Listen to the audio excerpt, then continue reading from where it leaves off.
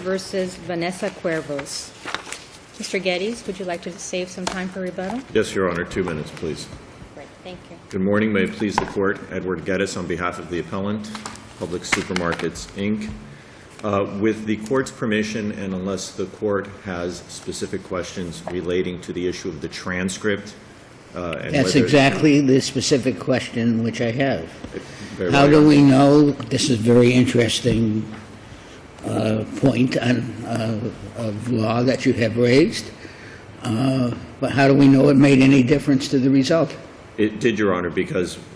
How do we know that? And I'm about to explain, Your Honor. We did, in fact, submit the portion of the transcript where the trial court, right before trial began, made its ruling in limine, indicating that 768-0755 would not apply, that the predecessor statute would apply.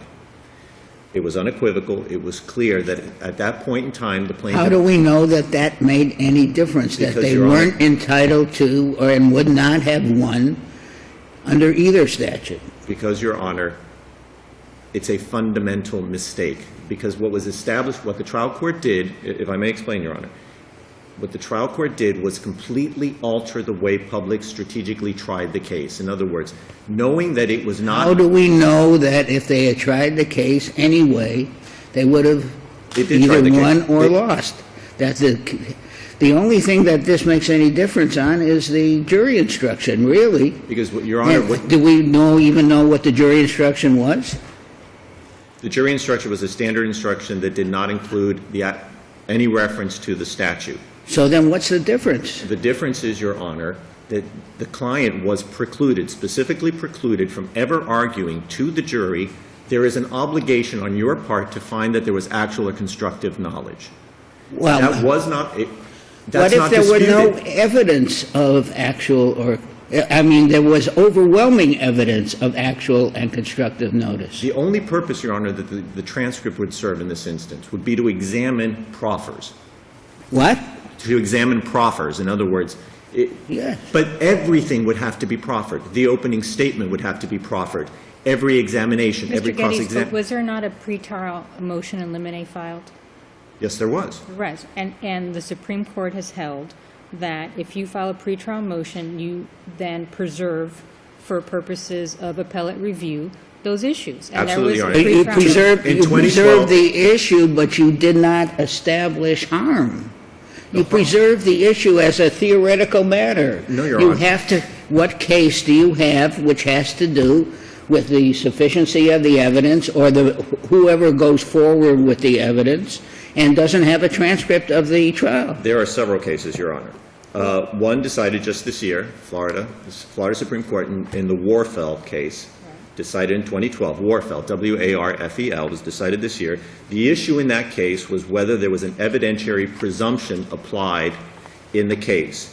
And the court found that once the issue was determined in a motion in limine, that kind of error was fundamental. It infected the entire trial. But this does not... And there was no need for a transcript. I'm sorry, Your Honor. I apologize. This does not infect the entire trial. Well, Mr. Geddes, I'm interested in listening to the actual merits of the case. So why don't you proceed as to why it is error for the trial court to have denied Publix supermarkets the right to have the new statute? I understand. Go right ahead. Your Honor's Go right ahead. I understand Your Honor's position. There's only. I understand. It takes two. I understand, Your Honor. You understand? I would refer the court to complete my answer to Your Honor's question, so as not to avoid it. I would refer to the Warfel case, which was decided this year. I would also refer to this court's own decision in Hill versus Calderon, which was decided in 2010, where the same argument was made. There was no transcript submitted. How can we evaluate what was wrong? The court said it doesn't matter. We can determine by looking at the record below. We can just look at the plea, and that was an evidentiary dispute, Your Honor. The court said we don't need the transcript to find out that the ruling, the fundamental ruling that was made, was wrong. So it was fundamental. This one is not fundamental. I understand, Your Honor. Okay, if I may turn now to Judge Legault. Well, we're here on a de novo review because we're looking at a statutory application, correct? Yes, Your Honor. We are definitely here on de novo review of that issue.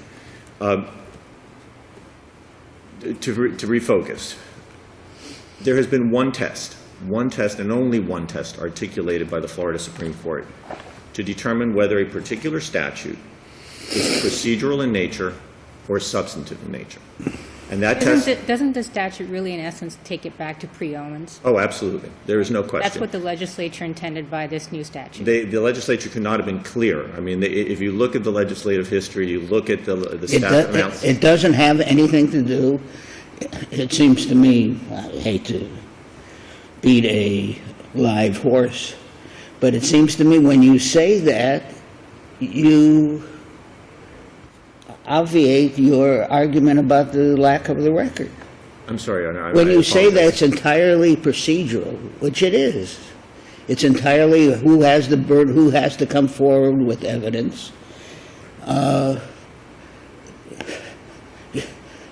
You make it absolutely required that you have a record to see what the evidence actually was. I understand, Your Honor. And I won't belabor, I won't beat the dead horse either. I mean, it's... Well, I'm beating a live horse. You were kind, thank you, Your Honor. Your horse is underground, so far as I'm concerned. The issue, Your Honor, the test, getting back to Mancusi, Alamo Rent-A-Car versus Mancusi, the test that the court needs to apply if it's going to address this issue of first impression in the state of Florida is whether or not the statute affects the mean, and I'm going to quote so I don't paraphrase here, substantive law prescribes duties and rights, and procedural law concerns the means and methods to apply and enforce those duties and rights.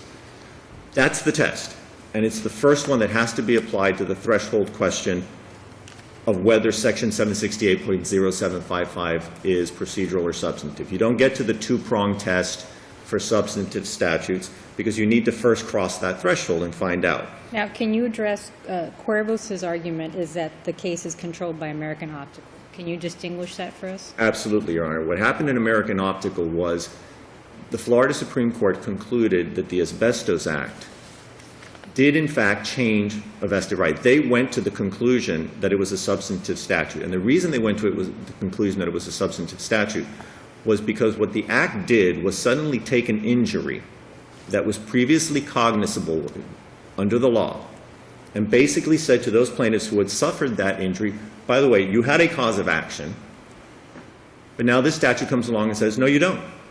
We just took it away from you. And the language in American Optical was pretty strong. It says, I'm already trying to find it here, but I'll paraphrase it here. The gist of it was, the court said, this doesn't just take away the right, it eviscerates it. It provides no remedy at all. American Optical was concerned with a statute that reached into the very element of the injury that was being affected. And that's not how this particular statute operates. This statute in no way affects whether or not Ms. Cuervos.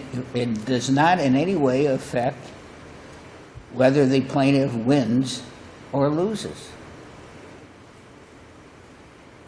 It does not in any way affect what has to be established in order for the plaintiff to win, which is constructive negligence, or means the same thing, Yeah, constructive or actual knowledge. The elements for the breach elements are absolutely exactly the same. Exactly the same, Your Honor. So all this does is tell Point the plaintiff... made. Excuse me? All it tells the plaintiff is essentially, how do you go about proving? Yes, right. It's as close to a textbook case of means and methods as you can get. And if you look at the Schapp's decision, which was the 2002 decision from the Florida Supreme Court, they looked at a burden of proof statute. And in that context, they very clearly said, statutes addressing burdens of proof are procedural in nature. So if you reach that conclusion, then if you also follow the logic... Then you're right on your And if you follow the logic in Delgado. on your interesting theoretical point. Mr. Geddes, you have gone over your time, but I'm we'll let you have certain, 2 Your Honor, minutes and- for rebuttal. Thank you, Mr. Thank you for the Geddes. courtesy. Good morning, Your Honors. May it please the Court, my name is Andrew Harris. I want to just very briefly thank you for continuing oral argument. My apologies. It wasn't my fault. I was in a car accident, but I inconvenienced you. What happened? Just the same. What's that? I was a car hydroplaned going down the road, 80 miles an hour in the rain. We accepted that excuse. Somehow. We're, and We're a gentler, in kinder our old court age, now. we're getting much less strict than we used to. I appreciate that. Again, I apologize for the inconvenience. Real briefly on the preservation of error, Judge Legault, I just want to, the pretrial motion in limine, it did preserve it for appellate review if there was a transcript here. So they did not have to stand up in the middle of trial 18 times and say, Your Honor, we just want to reiterate, this statute applies, that statute doesn't, but there's no transcript here. Right, And- but again, in the Warfall case, which is a Florida Supreme Court case, where it specifically says, here Universal filed a pretrial motion to establish the applicability of Section 90.304, and Warfall filed a response and objected to that position. At a pretrial hearing, Warfall articulated, and then the Supreme Court said, we hold that the objection was preserved pursuant to Castor. So, again, I don't understand how it's not preserved for appellate review. They filed the pretrial motion. The point is preserved if they can establish harm. Without the transcript, they cannot establish that the ruling below was harmful. Yeah, there was a transcript in that case. The Supreme Court referred to the evidence at trial, referred to the jury instructions, and so it was preserved for one purpose, which was a motion in limine. It was not preserved for the issue before this Court. The Supreme Court did not suggest you could eliminate the requirement of a transcript for this Court. And I want to just explain substantively how that matters. We've talked about actual or constructive knowledge. There's another theory here. The legislature eliminated an entire cause of action for negligent mode of operation. The defendant in the reply brief says, well, that's a hypothetical issue before this Court. He says, with all due respect, it's hypothetical, but there's no trial transcript for you. I can't tell you what evidence was presented at trial. It's not my burden. But the defendant wants to pass or punt on a constitutional elimination. What does the mode of operation have to do with the slip and fall? Because the mode of operation theory inherently exists without any requirement of actual or constructive notice. The Supreme Court in Owens recognized that cause of action. It existed in the 2010 statute. The legislature in 2010, by requiring actual or constructive notice as an element of a claim, not proof, burden of proof, we can talk about that, as an So walk me through. What do you think that I need to know? Because to me, the issue before the Court is whether or not this new statute is retroactive. Sure. Okay. So tell me, since that's really truly the ultimate question of law, and we're here on a de novo standard, tell me exactly how I need to know, why do I need the trial transcript when I have the pretrial motions and I have your response and I have the trial court's ruling on that actual motion in limine? What exactly more do I need to know? Because what the only thing is the trial court said it is not retroactive and you're going to go under the old statute, and Publix is saying that was incorrect because we're entitled, it should have been retroactive.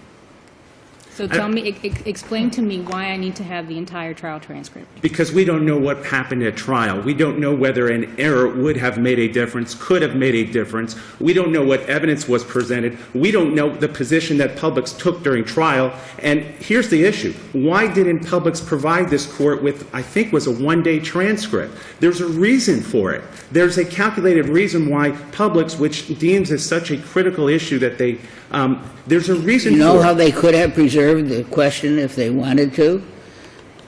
They could have agreed that under the statute, they admit liability.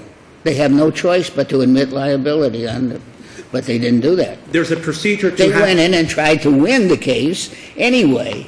I mean, they didn't give up. They had a trial. They tried to win the case on the ground that was stated. If they had won the case, which is perfectly possible, I mean, slip and falls are very hard to win.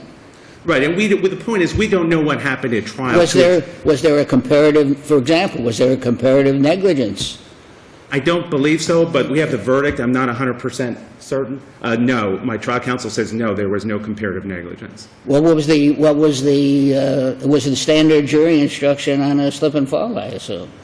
I believe so, But we don't know that but for we sure. don't have that in the record, and Publix declined after I pointed out in the answer brief, didn't have a stipulated statement of facts. This is it's a basic element. The error has to be, and they didn't suggest there was fundamental error. Publix is in financial difficulty, as I understand it. In fact, Mr. Geddes' fee is in jeopardy. Let me, I do want to switch to, obviously, the merits. I know Judge Legault and the entire panel. First of all, the substantive issues here, this Court has no reason to address. There's a two-part test to apply. The Supreme Court, very clear in FIGA versus Devon Neighborhood, tracing back 13 years. There must be clear legislative intent to apply the statute retroactively. The Court there, we declined to go further with this statute. The 4th District erred on conflict review because they skipped the first prong of the test as to retroactivity. And the Supreme Court, they didn't quash the 4th District's holding and remand for a determination of the substantive procedural issue. They said, we go no further here because there was no legislative intent to apply. Why? Imagine this statute came out the day before trial. The parties spent 4 years litigating the case, discovery, and the day before the day before trial, the statute takes effect. Was the middle of trial, hours before jury deliberations. Were we going to call timeout and say, okay, now we apply? That's exactly why. But didn't you still have an obligation to prove that Publix had a legal duty? Sure. Yes, we obviously have a legal duty that they failed to reasonably maintain the premises. As to the substantive matter, so that's a reason this Court has no reason, and I would suggest would be in conflict with FIGA versus Devon Neighborhood, Chase versus Metro-Dade County versus Chase. I cited the cases in my brief. The Supreme Court has laid this out very clearly. It couldn't be more clear in 2011. On the substantive issues, I know, Your Honor, you said this is entirely procedural. And what difference does this, ask defense counsel, what That's difference? good for you. That it's I mean, entirely. you want to win every way. Well, no, I would suggest you have, I gave you two, I think, very persuasive reasons. One, I know the trial transcript issue, but it's very clear on the two-part issue this Court cannot proceed to step 2. If this Court does so, and I understand. You want to win that one, too. Well, You want to win 3 ways. No, I only want to win one way. I'll take one way. I'm not going to. How does the statute create a new legal obligation for you? The statute fundamentally changed the evidence, the elements of the claim which the plaintiff must present. This is the 2002 statute. Are the elements, there's only 3 elements for a negligence cause of action, and are they not still the same? Well, there is a duty, breach of duty, causation, and Isn't injury. this just a question of who goes forward with the evidence? No, that's what the 2002 statute did. The 2002 statute shifted the burden of the legislature in Owen, said there's a presumption of negligence which would apply to Publix. The 2002 statute shifted the burden of proof. We're not here on the 2002 statute. The burden of proof is not a substantive claim. We're not here on the 2002 statute, though. What we're here is on what the 2010 statute did. It didn't shift the burden of proof. It told the plaintiff, you have to present an element of proof to your case. The 2002 statute specifically said actual or constructive knowledge is not a required element of proof. The 2010 statute imposed that requirement on plaintiffs. And They that already had the requirement. No, there was The no. only if Under any statute, you go in, under the statute, you say, you go in and you show that there's liquid on the floor and you arrest the plaintiff.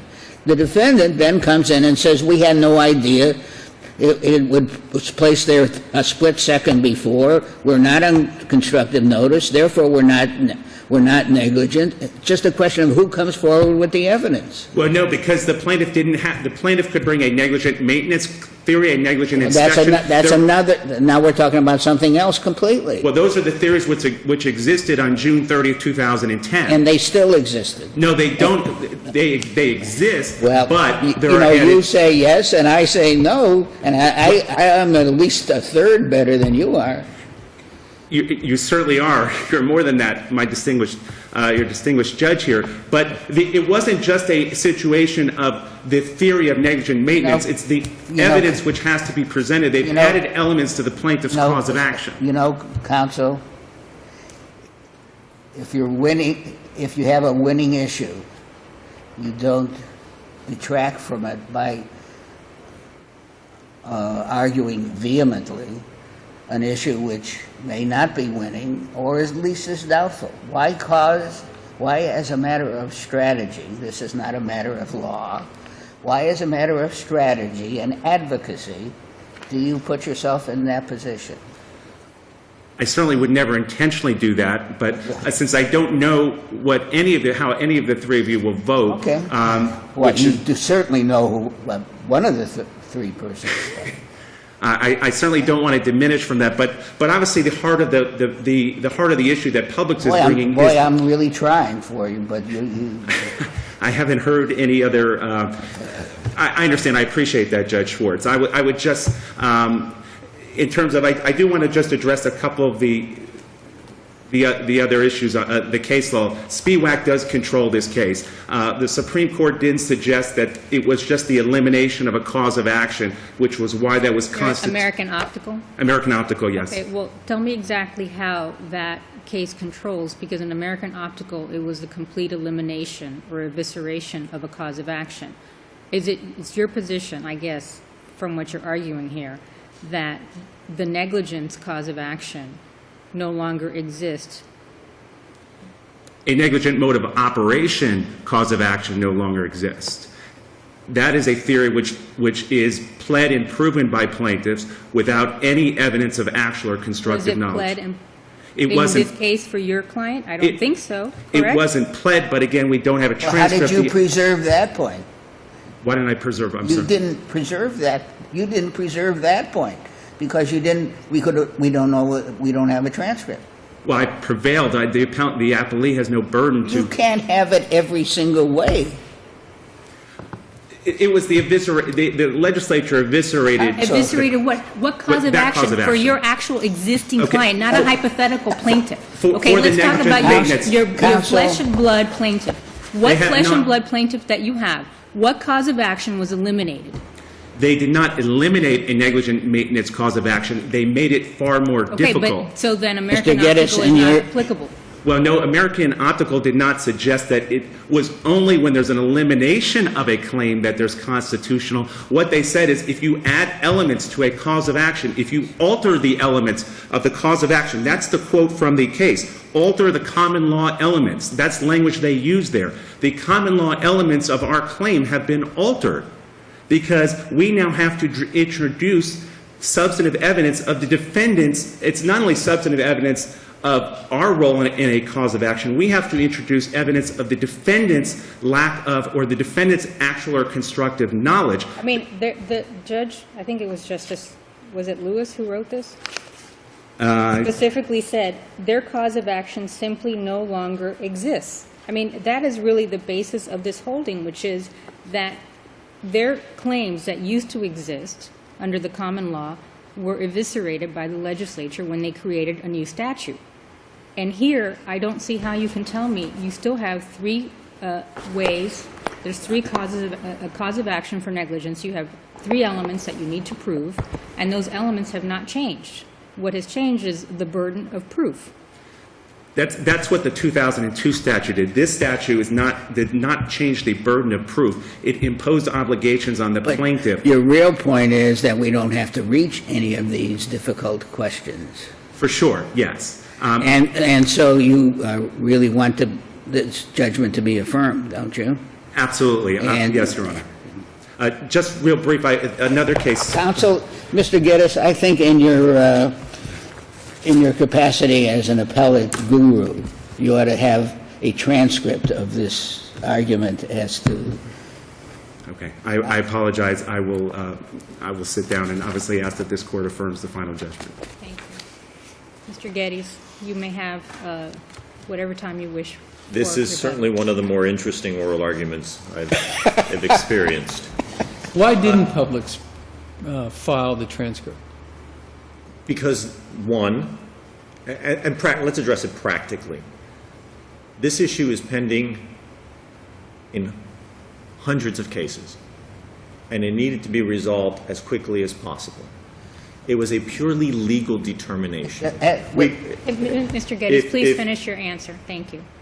If we were contesting any particular evidentiary dispute, I will concede to Judge Schwartz that it is well beyond my ability to stand up here and say that the inability to obtain a certain examination of a witness is beyond my ability to prove without the transcript.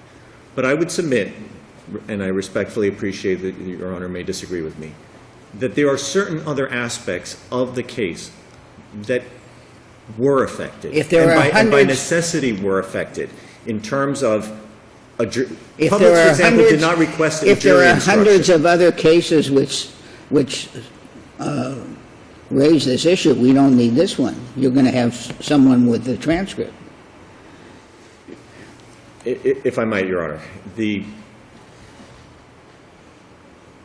there are certain aspects of what Publix did, the trial strategy it adopted, the way it approached the case, once it was told, by the way, that plaintiff over there is going to be able to prove up her case without proving at all that you have actual or constructive knowledge. At that point, Publix doesn't proffer a jury instruction because it has no obligation to proffer something that the court has already said is not the law. If it's so harmful, why didn't you confess, agree to liability? Because you you- tried to win the case anyway, didn't you? Your Honor, because all trial lawyers try to win their cases. That's not an answer to the question, counsel. It affected the jury instruction. Well, you I were mean, not allowed. it You were not affected a allowed closing to. argument. You were I not can't allowed imagine- to I have- know. You were not allowed to have your jury instruction on that It new wasn't even a- statute because the It judge. couldn't the judge exist. Said it didn't.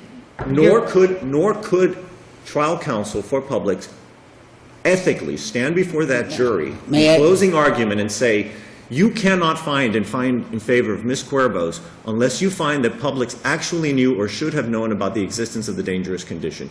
It could not do it. And the premise I'm hearing, Judge Schwartz, is that And if Well, I guess the question is, if the trial judge had said, well, we're going to go under a different statute, I'm not going to even let you do negligence. I mean, really, at the end of the day, this is a legal question, which is, was the appropriate statute, legal statute, applied? And Yes. if the question is, was it applied or not applied?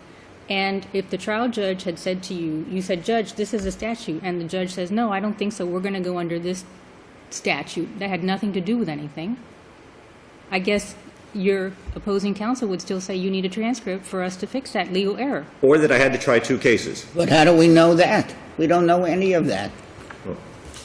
I guess the factual wild card is, what if during the course of the trial, it was shown that the substance that this lady slipped on was discolored, had tire tracks running through it, had discarded shreds of yesterday's newspaper, clearly indicating that it had been there a while. And so therefore, there was constructive notice. And by the way, I don't see why, if that is in fact the evidence that they want. Well, Mike? we have the complaint. Right, We exactly. can read the complaint and your answer. I mean, it clearly says what substance that she fell on. Right. Even, let's assume hypothetically that were the case. That would not have altered what could have been argued. In other words, Mr. Geddes, let's say, for example, that Because you made a motion to the trial judge, and the trial judge said, you can't argue do that. You can't And in argue fact, that. The plaintiff didn't say, but this is all moot because we're going to argue constructive notice anyway. Right. Instead, they forcefully and successfully articulated That I was Publix precluded should from not be arguing able that to argue position. that. Mr. Geddes, thank you very much. Thank you. Thank you to both of you. Have a good day. Thank you for an interesting oral The- argument.